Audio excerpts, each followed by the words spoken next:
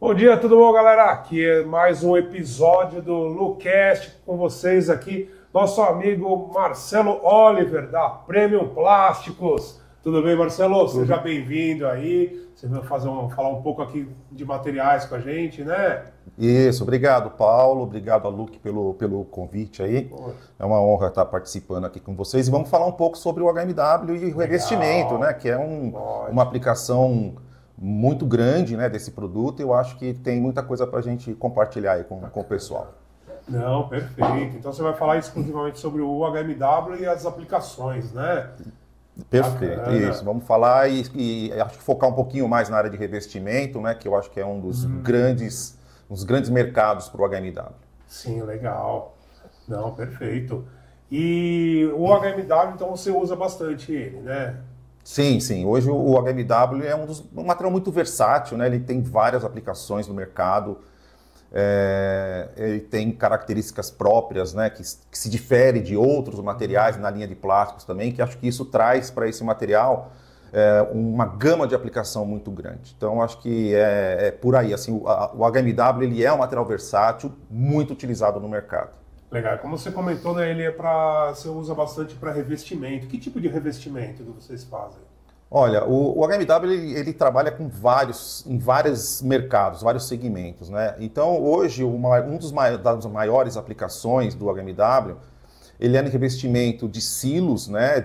Na área de mineração, acho que é o grande mercado, né, do HMW. Logicamente que esse mercado ele tem uma utilização muito grande de algumas espessuras, mas eu acredito que se a gente for pensar em volume, né, eu acho que o mercado de mineração ele talvez seja o grande consumidor desse produto, a nível de volume, né, de peso realmente. Né? Existem outras aplicações também. Dentro da área de fertilizantes também vai muito a aplicação de HMW, né? E também na área de alimentos também, que você tem, como se trata também de um material atóxico, então ele também ele se utiliza muito o HMW. Então ele é um produto que tem várias aplicações, né? E eu acho que a área de mineração hoje é o grande consumidor do HMW, principalmente a nível de volume. Sim, porque eles têm um volume, um giro muito grande, né? Então... A área de mineração, ela tem um ambiente muito agressivo de forma geral, né? E isso faz com que você precise proteger os equipamentos, né? E a proteção dos equipamentos, ela se faz através de você revestir esse equipamento, né? Acho que a grande aplicação, né? Por que se hoje a gente fala, vamos revestir um equipamento, né? Sempre o objetivo de qualquer revestimento, né? O principal objetivo é você melhorar o fluxo, é você aumentar o fluxo daquilo que está dentro de um silo, de um compartimento, alguma coisa. Aquilo precisa fluir. Né? Quando você abre, ele precisa sair lá de dentro de uma forma homogênea. Esse é o grande. Então você precisa. Quando você... E a outra lógica é proteger o equipamento, porque quando você tem um equipamento de aço, por exemplo, que normalmente é o que você vai revestir, você acaba desgastando, porque como o material é muito abrasivo, né? E ele acaba desgastando o equipamento, ele chega a furar uma chapa de aço. Nossa. E quando você reveste isso de HMW, você protege esse equipamento, né? E você melhora o fluxo. Então esse é o grande barato de você fazer um revestimento, né? Principalmente melhorar o fluxo para você ter, porque se você não faz isso, realmente o material ele fica agregado nas laterais do silo. Então você aumenta a vida útil do seu maquinário, né? Sim, e também sim. facilita o escoamento dele. Né? E melhora muito também as paradas para manutenção, né? Que você diminui muito, né? Isso, né? você tem esse lance, essa coisa do custo-benefício que você tem, que sempre as pessoas acabam não colocando isso no papel, mas quando você para pensar que você vai ter um equipamento, que ele vai trabalhar muito mais horas, né? Sem parar, né? Isso é um ganho gigante, né? Isso também se aplica muito, não só em silos, né, mas dentro ainda da área de mineração, para revestimento de caçambas de caminhão. Né? Caçamba de caminhão também é uma aplicação muito grande, já consagrada, tanto no Brasil como fora do Brasil também. Né? E o que ele faz? É realmente quando você vai tirar a carga de dentro da caçamba, que você consiga tirar 100% da carga. Porque o material ele agrega nas laterais e você tem aquela que eles chamam de transporte de peso morto, que é você carregar o teu caminhão, você descarregar, e quando você volta para carregar novamente, você está trazendo um pouco da carga. Tá? E aí aquele pouco é o que você vai ter a menos na segunda carga. Isso. E aí no decorrer do dia... Você normalmente você tem entre 5% e 10% de peso morto que você traz. Acho que seria menos. Não, chega a ter. Isso depende, Paulo, porque é interessante, é bastante. Quando a gente fala de carga com alta umidade, tá? Ele chega até perto de 10%, tá? Quando a carga está úmida. Úmida pelo processo, às vezes, ou úmida porque ela é úmida mesmo, por causa do tempo, né? Da onde foi retirada, ou porque eles acabam jogando água para o processo mesmo. Então isso faz com que o material ele realmente agregue nas laterais. O HMW realmente ele tem essa característica de antiaderência. Então ele vai fazer o quê? Vai fazer com que você não fique transportando o peso morto, né? O peso morto ele acaba sendo um problema muito grande dentro da mineração. Porque se você pensa aí que seja 5% de peso morto que ele traz, vamos falar em 10, vamos falar em 5, a cada 20 ida e volta é um a menos que ele está fazendo. Nossa. Né? Então isso acaba no final do dia, né? Porque esses trechos de transporte eles normalmente não são muito grandes. Então eles tiram o produto da mina e levam já para a primeira área de processamento dele. Essa ida e volta, né, que eu falo, que a cada 20 vezes você tem um consumo desnecessário de gasolina, de transporte, né, que você acaba gastando muito mais combustível, de manutenção. Uma outra coisa que se faz muito quando está agregado são aqueles trancos que você acaba dando nos caminhões. A gente vê muito isso quando esses caminhões de areia, né, pedra, que eles acabam... eles dão aquele solavanco para aquela parte de trás da caçamba ela bater e dar uma chacoalhada. Né, isso, aí desprende. Tudo isso faz com que você vai agredindo cada vez mais as partes mecânicas do carro, parte hidráulica do caminhão. Isso vai acabar gerando manutenção. É verdade. Tá? Então realmente o HMW ele tem esse benefício, né, da antiaderência. Essa porcentagem que volta no caminhão, aí ele não está indo 100% vazio, né? Sim. Ele já está retornando para buscar mais carga com um pouquinho de carga. Com um pouco de carga. Então, assim, até o consumo acaba aumentando. Isso, né? Normalmente é importante que as pessoas entendam, né, que o revestimento ele gera um custo realmente inicial, mas se você para colocar na ponta do lápis ali, o benefício que ele te traz ali é muito maior, porque você ganha muita velocidade, você ganha muita produtividade também, né? Tá? Eu tenho um exemplo, né, de um vídeo que eu vi, não foi no Brasil, acho que foi no Chile. Eram vários vagões transportando minério. E esses vagões, eles tinham aquele assalpão que abre embaixo, por baixo. Quando esse assalpão chegava no local para descarregar, ele abria e começava a grudar, estava tudo colado, porque até no trajeto, né, que ele vem compactado, né, na verdade, o vagão vem balançando, e toda aquela carga ela acaba vira um bloco mesmo, sabe? Quando abre, começa a cair e logo para, porque está tudo travado nas laterais. O que fazia? Desciam umas plataformas, 4 plataformas, porque o vagão era grande, 4 plataformas, 2 de cada lado, e entrava alguns funcionários com uns canhões de ar, umas varetas grandes com ar na ponta. E eles iam enfiando dentro daquela massa e injetando o ar e ia soltando. Esse vagão, eles demoravam em torno de 27 minutos para liberar ele, cada vagão. Depois que foi feito o revestimento, né, em OHMW, nesse vagão, esse tempo de 27 minutos caiu para 17 segundos. Nossa! Era impressionante. A hora que abre a caçamba, vai tudo para baixo. Não tem mais aquelas pessoas em plataforma, não tem nada. Então, a velocidade é muito grande, né? O benefício é muito grande. Então, acho que isso é coisas que você só consegue, às vezes, muitas vezes, na prática mesmo, né? Na utilização. Você fala, nossa, cara, puta, como a gente perdia tempo com isso. E o trem pode ir com todos esses vagões aí já para uma próxima carga, não precisa ficar assim. Sem dúvida. Você coloca 27 minutos por vagão, dependendo do tamanho, né? Chega a ter 100 vagões. Sim, sim. O cara fica dias ali fazendo isso, né? E os vagões parados ali, né? Fazendo, sei lá, 2, 3 vagões por hora. Então, assim. Uma baita diferença, não, é muito grande. E aí, engraçado que nesse caso gerou um outro problema.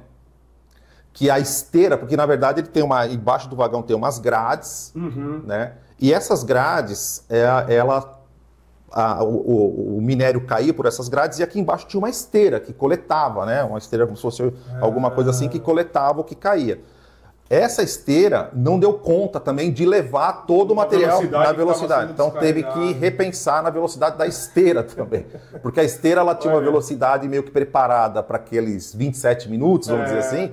E de repente também virou um problema, porque o material ele estava escorrendo, só que a esteira não tinha velocidade para levar ele. E acabou ficando parado também, mas por um outro motivo, que era o motivo da esteira. Aí isso foi ajustado e aí se ganhou muito tempo mesmo. Nossa, diferença de tempo, hein? Sim, muito grande, muito grande. Acho legal.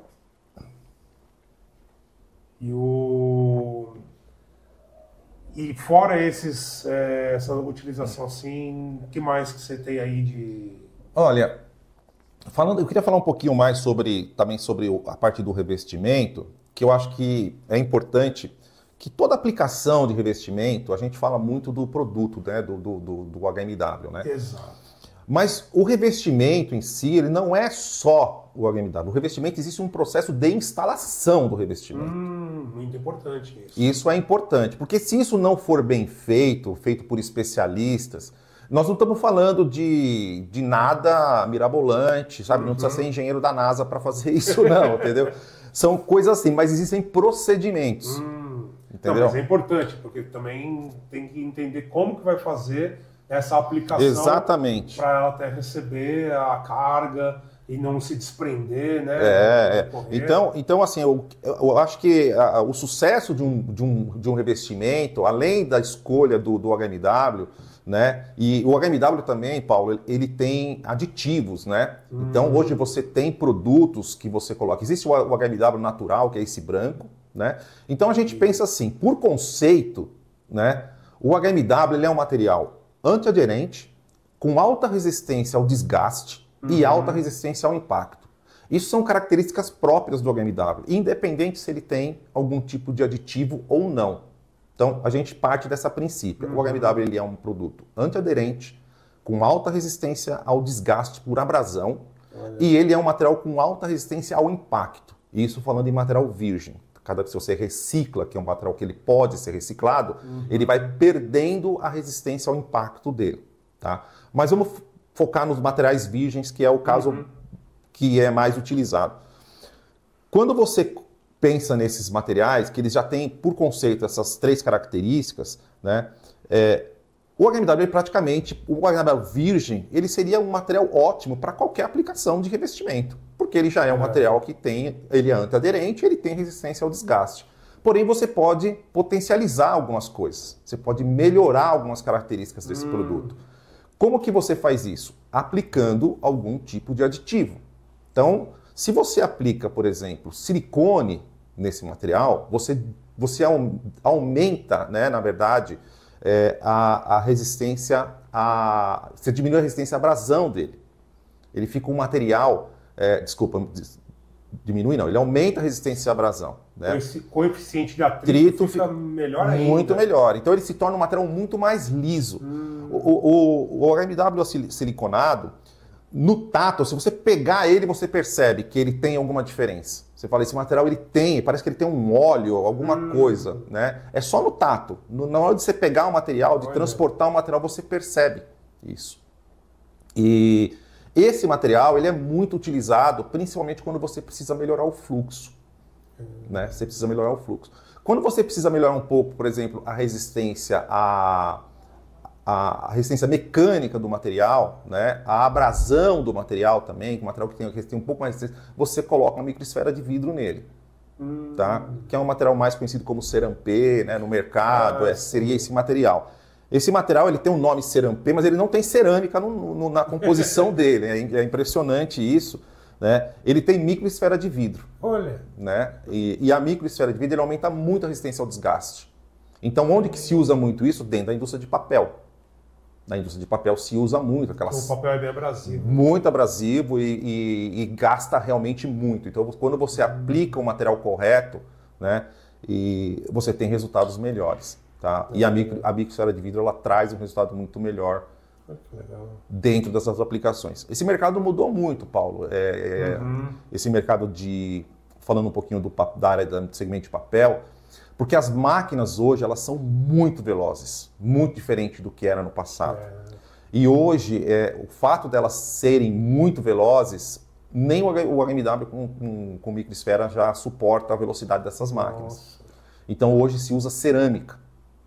As placas são de cerâmica. Então isso são coisas que, devido a essas novas máquinas que tem, então elas já não saem de fábrica mas ainda existe no mercado, eu posso te dizer, milhares de máquinas ainda que se usa tampas de OHMW. Olha. Muita, mas muita mesmo. Então esse é um mercado grande também, né, que dá para muita gente desenvolver e trabalhar em cima disso, né? E as réguas, né? As réguas foils, que são as réguas que ficam embaixo da esteira, retirando aquela concentração de água, né? Porque a celulose em si, ela é praticamente 90 e poucos % água, né? E uma porcentagem muito pequena de celulose mesmo.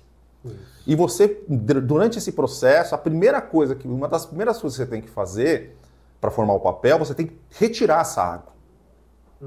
Então, o que você faz? Você tem algumas réguas, né, que ela tem uns raios, né, que a esteira vai passando por cima e é como se fosse um rodo. Pensa num rodo por baixo, assim, tá passando uma esteira e aquilo vai tirando, tipo, 70%, 80% da água. E são várias réguas dessa. Até que vai chegar no ponto que tem a caixa de sucção, que é uma bomba de vácuo, que o material, a celulose já vai passar com muito menos água, e essa bomba de vácuo vai puxar esse excesso de água. Depois continua o processo, que é um processo que aquece para tirar mais umidade ainda, tudo até a formação do papel. Né? Mas realmente é uma aplicação grande, né? E que ainda se usa bastante o HMW com microesfera. Né? Acho que uma outra coisa que a gente pode comentar, voltando também, eu tenho um pouco de experiência já nessa parte de trabalhar dentro da área de mineração, né, que eu estava falando, mas existe também uma outra área muito grande na área de revestimento, que são os silos de grãos, né, que é muito utilizado também. Tá? Quando você tem diferente granulometria, né, então você tem partículas diferentes dentro de um equipamento, né, e você abre a parte interna e de baixo, né, para escoar, uma das coisas que acontece normalmente, aquilo que é mais fino, ele tende a ir para o meio. E aquilo que é mais grosso, né, a granulometria maior, ela tende a ficar nas laterais. Isso a gente tem uma terminologia que a gente usa que chama olho de rato. É um nome que se fala que é exatamente isso que acontece, né? Que se faz um funil onde as partículas grandes estão nas laterais e o que escoa mesmo são as partículas mais finas. Olha. Isso acaba sendo um problema, porque o material agregado nas laterais, isso sempre é um problema, porque o ideal é que toda a carga, se você tem um silo que tem a carga aqui, que ela desça homogêneo, de forma homogênea, descendo dessa forma, e não descendo dessa forma.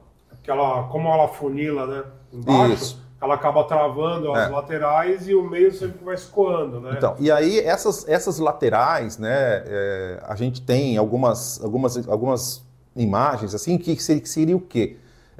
Qual a forma de você resolver isso? Então as pessoas acabam colocando vibradores, né, instalam vibradores do lado externo do equipamento e põe isso para vibrar. Tá? A outra que quando você tem equipamentos muito grandes, mais grande, tipo 20 metros de diâmetro, tudo, você aplica canhões de ar também. São todos os equipamentos, você faz um furo no seu silo, você põe um canhão de ar com umas bombas gigantes e você dá como se fosse tiros de ar, para isso ir descolando das paredes, né?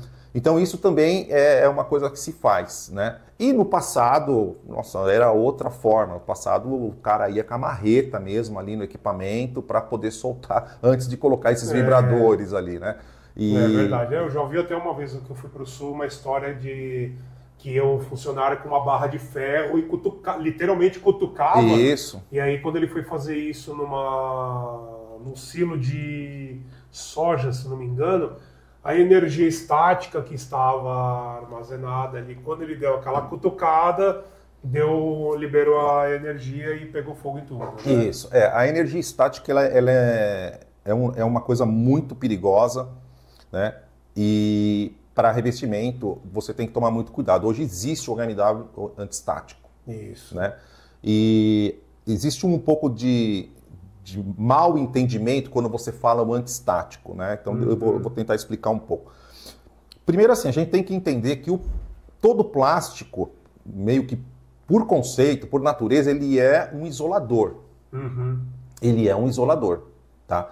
Quando você reveste um equipamento, você está isolando a parte interna da parte externa. Se o equipamento ele é de aço, tá? Você não deixa passar energia para o lado externo.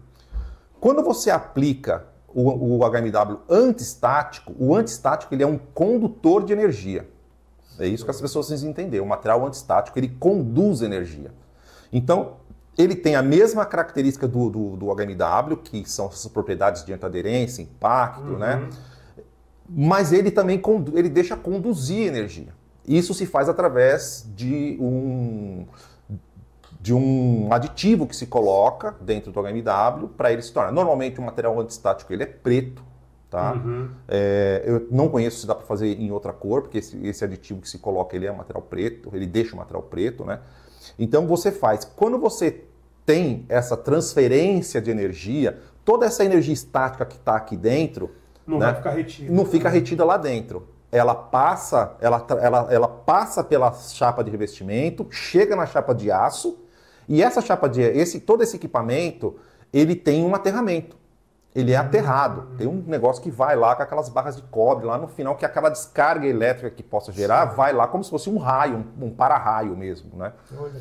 Então isso é uma coisa que as pessoas precisam usar. Então, normalmente quando se fala em revestimento de equipamentos que vão armazenar grãos, né? Soja, milho é um negócio muito abrasivo, né? Ele gera muita energia estática. Olha. Então você tem que tomar muito cuidado em trabalhar com o material certo, né?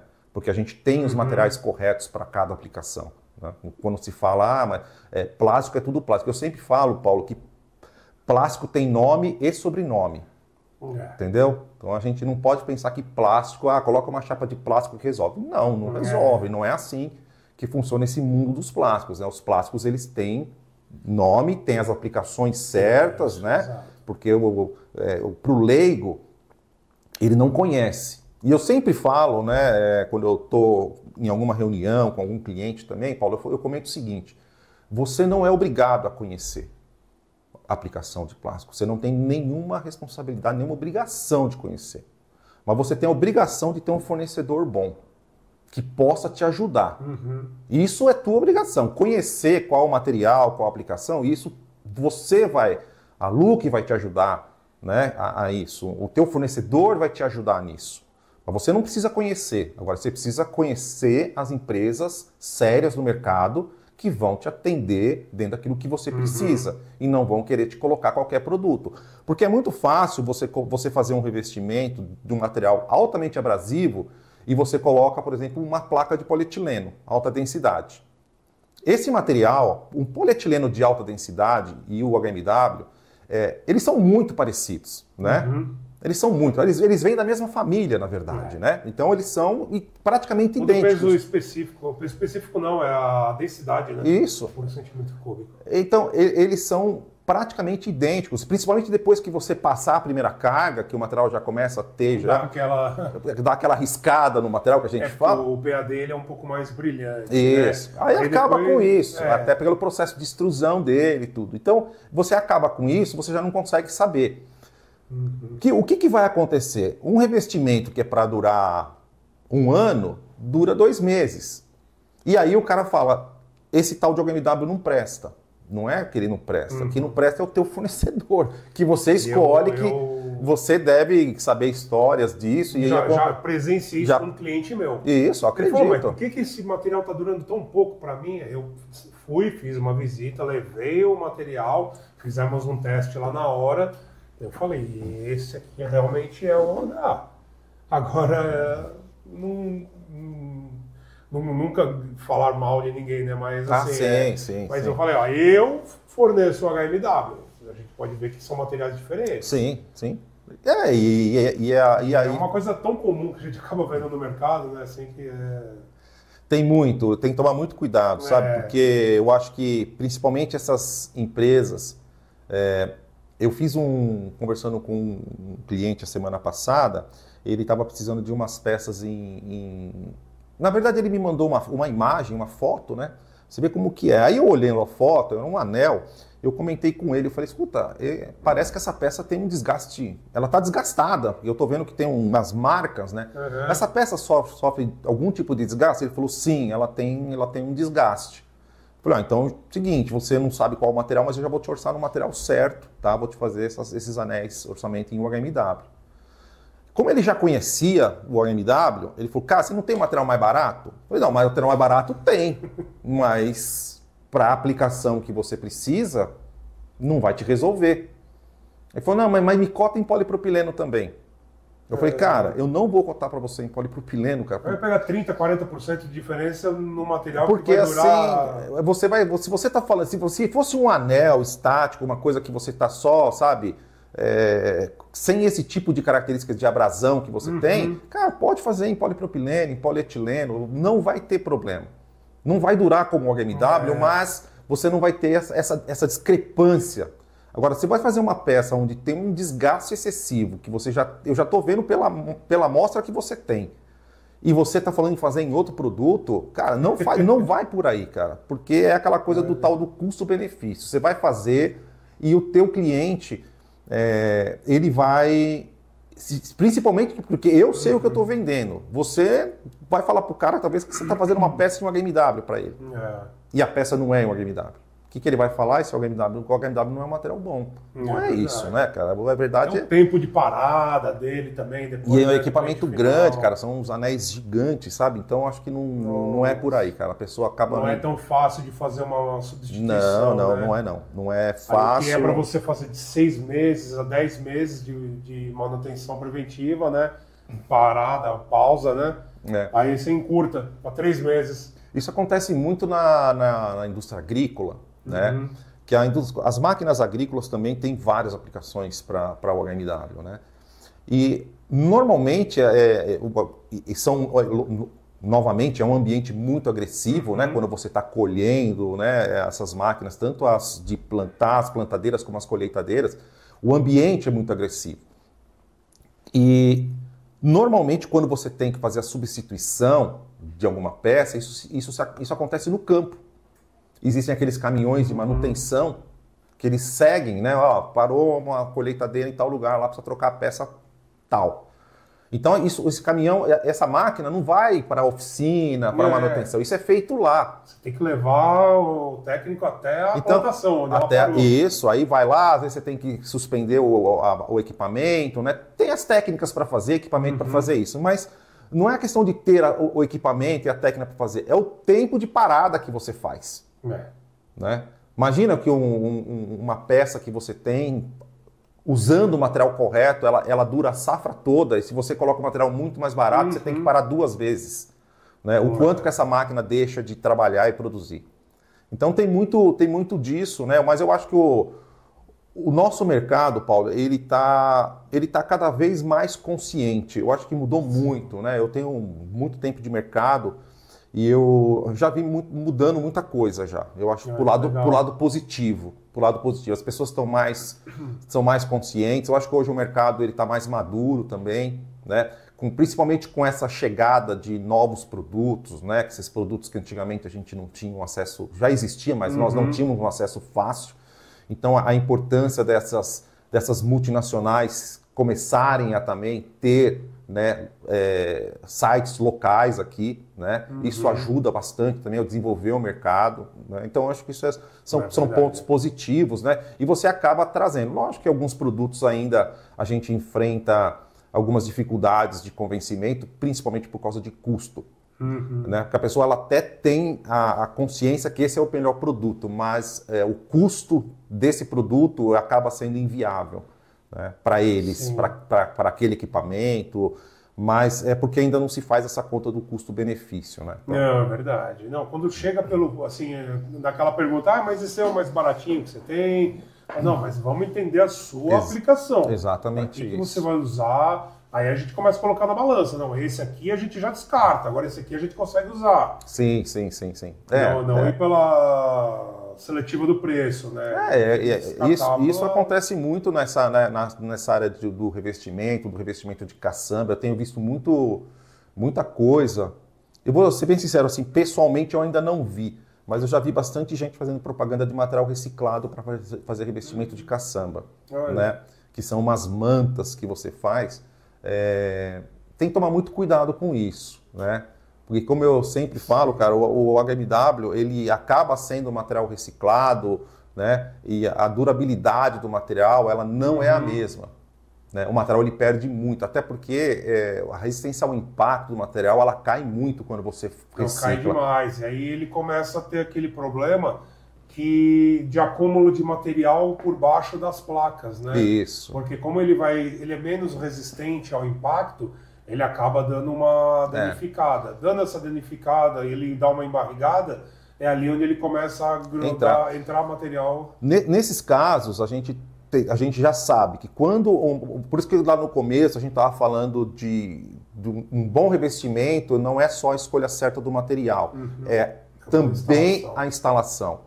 Quando você faz uma instalação, seja numa caçamba de caminhão, seja num equipamento, num chute, numa calha de transferência, né? Qualquer coisa que você vai fazer, existem algumas coisas básicas que você tem que respeitar. Primeiro você tem que respeitar a resistência à temperatura do material. Né? Então, se você tem locais onde o ambiente ele é quente, aí eu falo acima de 90, 100 graus, tá? Principalmente de 100 graus para cima, você tem que trabalhar com HMW Hot, que já é um material para trabalhar em altas temperaturas. Altas temperaturas que eu falo é perto de 115 graus.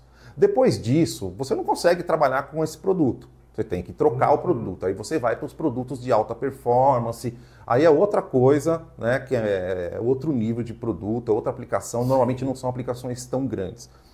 Mas nesses ambientes quentes, você também tem que fazer essa transição do material. Você tem que passar de um HMW tradicional, normal, ou material siliconado, que você tem para melhorar o fluxo, para um material hot, um material que trabalha em uma temperatura maior. E isso vai ajudar e dar durabilidade ao teu equipamento. Tá? E ele continua, sempre que eu falo, mas colocou um material, agora colocou um aditivo para ele resistir a mais temperatura. Sim, mas ele não perde a resistência à abrasão dele, ele não perde a antiaderência dele, ele não perde a resistência ao impacto dele. Por isso que é um aditivo. É um aditivo, é para melhorar alguma coisa, né, e que em algumas aplicações são necessárias. E o coeficiente de dilatação também, isso é importante a gente mencionar aqui, né, para quem está nos ouvindo, é que o coeficiente de dilatação do HMW ele é alto. Ele dilata muito. Então, quando você vai fazer a fixação, né, dessas placas, você tem que considerar essa dilatação, né, do material. Né? Normalmente, isso quando você tem um equipamento que fica fora, né, então você tem o sol batendo, então o material, se você põe, simplesmente você trava os produtos, né, você põe 4 parafusos aqui, você trava, provavelmente isso aqui vai acabar fazendo isso. Porque esse material ele vai querer dilatar e ele está travado, ele está preso. Então, o que acontece? Quando você vai fazer essa instalação, existem já algumas técnicas que você deixa essa dilatação já nos pontos de fixação dele. E aí você faz, por exemplo, existe uma aplicação que chama Studio Weld. O Studio Weld ele é um parafuso que ele é através de uma pistola, ele é soldado na chapa. Você não precisa furar a chapa. Né? Então se você for na internet colocar Studio Weld, você vai ver. Normalmente são parafusos, você coloca numa pistola, parece uma furadeira, na verdade, e você dá um tiro. Aí ele vai soldar.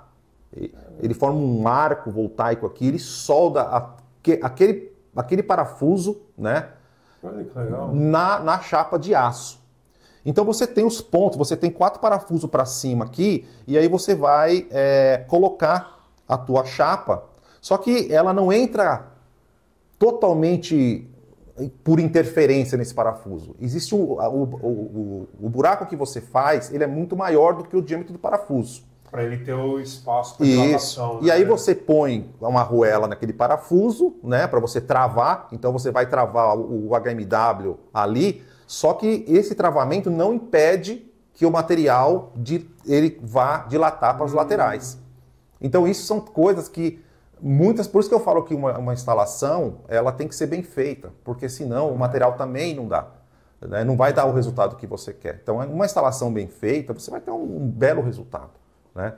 E aí você tem também um outro que é muito mais fácil, que é o weld washing, né? Que é uma arruela cônica também. Esse é o mesmo procedimento que você pega a arruela e você vai numa máquina de solda tradicional mesmo e você solda aquele centro da arruela. Né, dentro daquele e essa arruela é o que prende o HMW. Tá? A gente também tem como mostrar isso aí, mais fácil para o pessoal poder ver.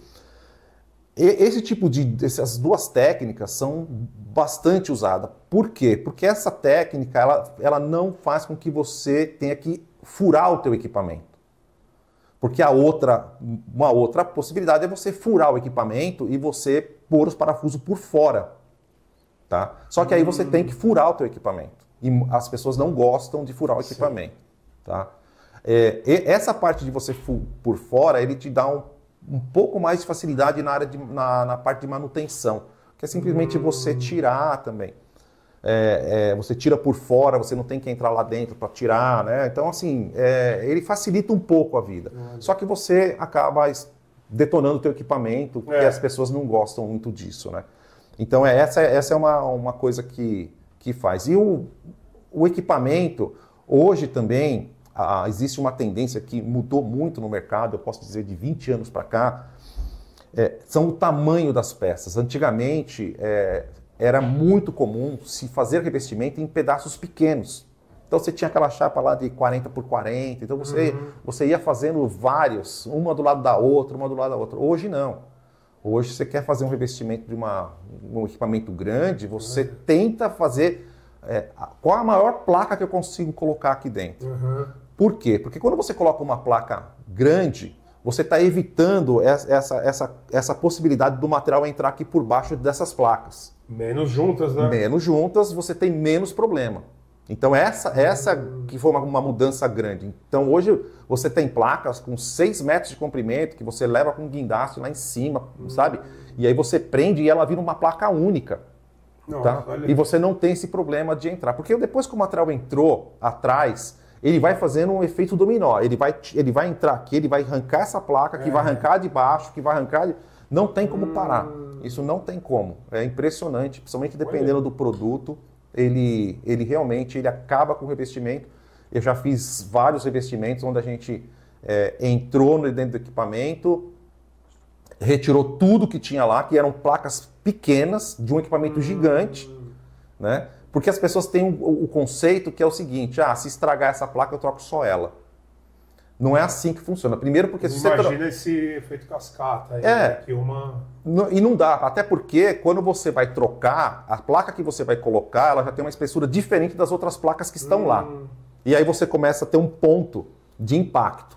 E esse ponto de impacto batendo, ele vai acabar soltando essa placa. Então hoje, a grande sacada é você trabalhar com placas maiores, né? E dentro da tua aplicação você procurar o material ideal, né? Ou o material para alta temperatura, você pode colocar o HMW Hot, ou um material que tem uma alta abrasão, Você pode trabalhar com material também com microesfera, também que se pode fazer, o siliconado. Então, esses são as aplicações que hoje a gente tem disponível no mercado, né? Eu acho que o mercado evoluiu bastante nessa questão. Poxa, que legal. Né? Uma coisa também que hoje o mercado ele também já mudou bastante, né? É que são hoje a disponibilidade dos formatos também de material que nós temos, né? Então você tem as chapas prensadas, que elas são muito boas para a questão, principalmente na área de usinagem, né? O material ele tem muito menos tensão, né? Mas isso tem a ver com o processo de produção, não tem a ver com o HMW em si, né? Não é o problema do HMW, é o processo de produção dele. Quando você faz um material com um material prensado, você tem uma dispersão dessas tensões muito maior.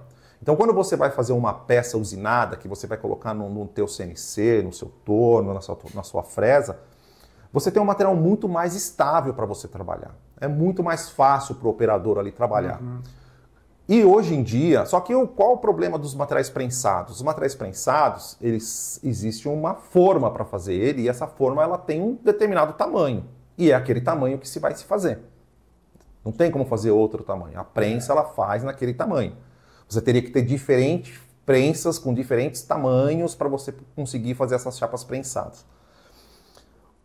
Se desenvolveu a famosa extrusora RAM, que na verdade ela é uma máquina que ela prensa o material, só que ela prensa no material numa forma horizontal, não vertical. E ela vai pressionando o material e ela vai extrudando o HMW. Como você faz uma extrusão, você não tem limite de comprimento, como é um tarugo de nylon, um tarugo de polietileno, né? Você não tem limite, né? Porque a máquina não para de extrudar. Você tem os padrões de mercado, que o mercado consome, que são barras com 3 metros, barra com 1 metro, dependendo do tamanho, que você, dentro do teu processo, você vai lá e você corta. Mas se um cliente quiser uma peça maior, é só você não cortar e deixar. No caso do HMW, esse tipo de processo, que é a extrusora RAM, ela te dá esse benefício. Quando eu falo, vamos fazer peças grandes, você não consegue fazer isso normalmente com chapas prensadas, né? E a chapa extrudada, ela te dá essa... Então, os formatos hoje, eles podem ser maiores por causa disso, né? A outra coisa também que mudou muito no mercado são os tamanhos dos equipamentos. Paulo, antigamente, se a gente pensar, você fazia placas em equipamentos normais, em fresa, né, que você tinha que fazer os furos para fixação, na área do revestimento, né? Hoje em dia, depois entraram os CNCs de uma forma grande, avassaladora, assim, que praticamente todo mundo acabou aposentando as famosas fresas e tornos convencionais, e passou a trabalhar com centros de usinagem, né, que gera muito mais produtividade, muito mais qualidade daquilo que está fazendo.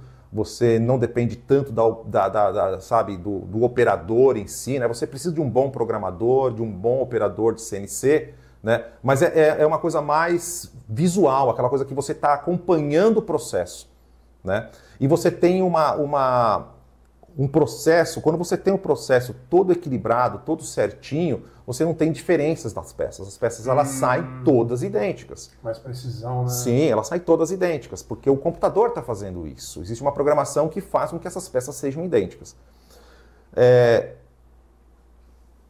Começaram a se usar na área de revestimento, se usa um equipamento que ele é um equipamento muito mais barato que um centro de usinagem, né? Que são as routers. As routers hoje elas estão no mercado, são equipamentos usados muito na área de marcenaria, na verdade, né? Eles vieram, essas máquinas vieram, e hoje se usa muito na área de plástico também, para fazer peças. O grande problema das routers normalmente é que elas são 2D, elas descem e só contornam. Faz o corte, né? Faz o corte, faz furo, né? Normalmente são máquinas que não têm a tecnologia que um CNC tem. Mas para essa aplicação dos revestimentos, é o melhor equipamento que você tem. Você não precisa ter um CNC para você fazer uma placa de revestimento, né? Uma placa de revestimento em CNC, ela não fica melhor do que uma placa de revestimento feita numa router. Olha. Ela não fica, porque o equipamento ele é muito bom para fazer esse tipo de coisa. E o que mudou também, que assim, conforme essas placas começaram a ficar muito grandes... A base de trabalho de uma router também é grande. Sim. Né? Dependendo da mesa que tem. E como ela é uma máquina que ela pode ser construída de acordo com o que você precisa, você pode fazer uma base maior também. Verdade. Então hoje você fala, a minha placa tem 6 metros de comprimento, a minha router tem uma mesa de 6 metros. Eu posso fazer uma router com mesa de 6 metros. E ela não vai ter o custo de uma máquina CNC. Então isso ajudou muito também. Né? Então, assim, essa disponibilidade de formatos que tem, principalmente as placas cada vez sendo fabricadas maiores, né? As routers também se adaptam a isso. Tá? Então, hoje, essa parte de formato de máquina, de chapas, hoje ajuda muito, né, na questão principalmente de aproveitamento, né? Porque você coloca a chapa inteira e a router vai fazer o trabalho nela. Né? Você tem você programas. Não precisa fracionar, às vezes, o material para conseguir caber na sua máquina. Não, exatamente isso, né? Você tem a máquina, você põe a placa toda lá, e existem as máquinas com mesa de vácuo, na verdade, que é uma tecnologia um pouco maior, que você elimina qualquer tipo de fixação nas laterais, né? Então você põe a placa lá em cima, aperta um botão, a placa cola lá, e você pode fazer o que você quiser em cima dela, que ela não mexe, né? Então tem muito isso. Sem contar também que a área de revestimento, Paulo, ela não é uma área de grandes precisões de peças. Isso também é uma característica desse segmento, né? Porque toda essa parte de caldeiraria que é feita, ela não nós estamos acostumados a trabalhar com paquímetro. É verdade. Né? É milímetro, é décimo, é centésimo, né? Para alguns produtos, né? Que nem todos os produtos conseguem chegar em centésimo. Mas trabalhar com décimo, nós estamos acostumados com isso, né? Quando você vai para a área de revestimento, é outro mundo. As medidas são praticamente abertas, né? Não tem tolerâncias decimais, né? Não é que o cara pega um equipamento que tem 6 por 6, sabe? E não vai ter 2 milímetros de diferença entre uma ponta e outra. Dependendo de uma peça técnica, às vezes esse 2 milímetros ele pode acarretar, às vezes, até num recipiente que não está sendo invasado, ou um rótulo que não está sendo muda tudo feito no local. Agora, você vai para essa linha, ela já tem que ter aquela variação por causa que vai receber o calor, ela vai crescer. Isso. E o revestimento, ele feito no campo ou feito dentro de uma fábrica, né? Você sempre faz o ajuste. Você sempre tem um ajuste. O ajuste é feito no local. Muito difícil o cara falar, eu tenho aqui, o equipamento tem essas medidas aqui, você faz. Eu posso falar para ele, olha, as minhas placas têm exatamente as medidas que estão no desenho. Isso eu tenho certeza. Agora, até por causa da nossa experiência que a gente tem nesse mercado, né, pela forma que a gente trabalha, tudo, a gente sempre fala, eu sei que não precisa, mas eu trabalho com as medidas precisas. Quando ele coloca lá no equipamento dele, o cara coloca num canto e acaba não fechando. Aí você fala, pô, por que não fecha? Não é o problema das placas de revestimento, o problema está no seu equipamento. Alguma coisa não está certa aí nesse equipamento que você passou. Né? Se você for medir o equipamento, você vai ver que ele não tem exatamente essa medida que você pediu para fazer o revestimento. Então, normalmente, esse ajuste ele é feito no local. Às vezes foi um parafuso que, por algum momento, teve que soldar novamente. Sim. Ele vai ver que... É isso aí. Acho que a gente acabou falando bastante, tá? Sobre uma ótima aula aí, né? Porque a gente sempre fala do material em si.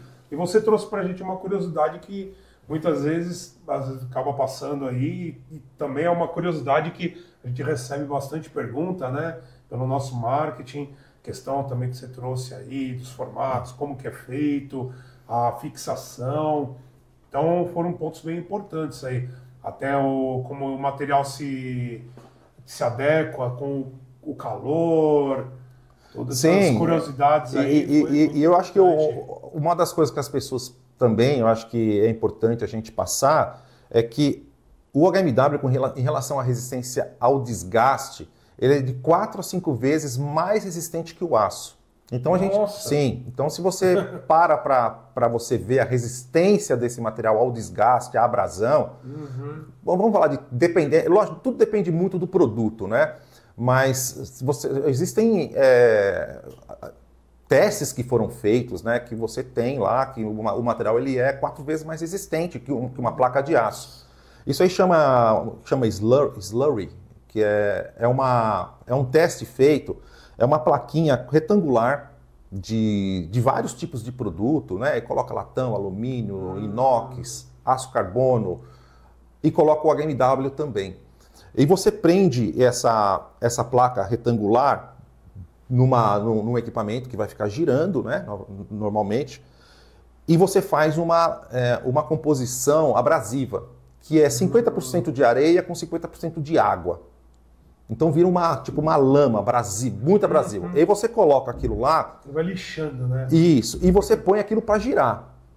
Durante um período que você pode definir, 24 horas ou algumas horas. E depois essa placa, todas elas que vão ser feitas esse teste, todas elas têm o mesmo tamanho. A mesma espessura, a mesma largura e o mesmo comprimento. Depois desse período, se tira essas placas e você vê quanto que ele perdeu de massa, efetivamente. Né? O quanto se perdeu de massa. E quando você coloca isso, você vê que o HMW, ele é 4 vezes mais resistente do que o aço. Por isso que é importante você revestir o seu equipamento. Porque senão, se você não revestir seu equipamento ele vai gastar, ele vai furar. E com certeza o equipamento é muito caro para ele ter um desgaste e você ter que substituí-lo. Caríssimo. E, não esquecendo, acho que a gente pode até finalizar com isso, dessa forma, que as chapas de OHMW, chapas de desgaste, elas foram feitas para desgastar. Uhum.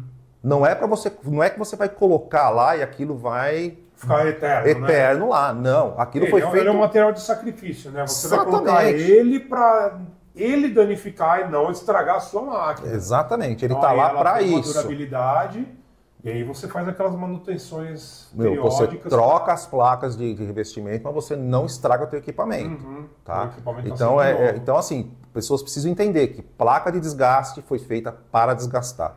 Né? Você protege o equipamento e você troca suas placas quando precisa, porque um equipamento que ele acaba estragando, acaba furando o equipamento por abrasão, e aí eu estou dando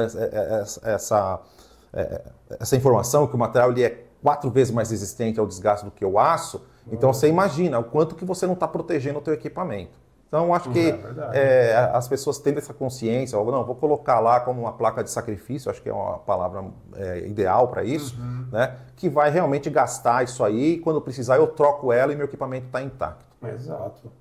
Certo? Não, perfeito, Marcelo. Muito obrigado aí por toda essa explicação aí, trouxe bastante esclarecimento, né? Legal. Sobre além do material, né? A gente sempre fala, eu falo bastante nos vídeos, sobre o HMW, composição ou resistência, mas aí sempre tem de quem está vivendo ali no dia a dia, da instalação, Sim. Que conhece realmente aí como que está a dor do cliente lá na ponta, né? Quando ele está precisando e como que faz a questão de instalação.